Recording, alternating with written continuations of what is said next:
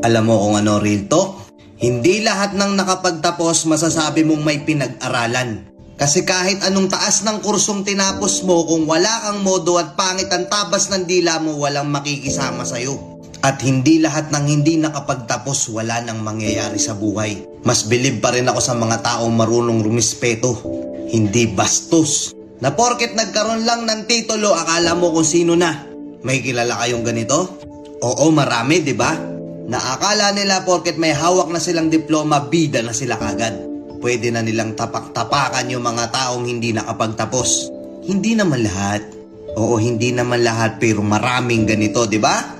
Minsan nyo bang naririnig to sa paligid nyo? Na may isang taong kaiinisan nyo kasi ang gaspang ng ugali. Tapos gagamitin yung mga linyahan na naturingang may pinag-aralan pero walang modo. Gamit na gamit yung linyang yun, di ba? Kasi oo, totoo.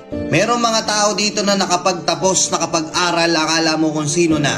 Minamaliit na nila yung mga kasama nilang hindi nakapagtapos. Akala nila bida na sila. Bigyan kita senaryo na madalas nangyayari.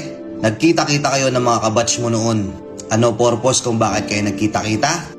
Yabangan ng mga narating sa buhay. Ikaw yung tipo ng tao na hindi nakapagtapos pero may diskarte. Maganda-ganda yung kinikita mo. Pero hindi mo yun sinasabi sa iba kasi ayaw mong magmukhang mayabang sa ibang tao. Alam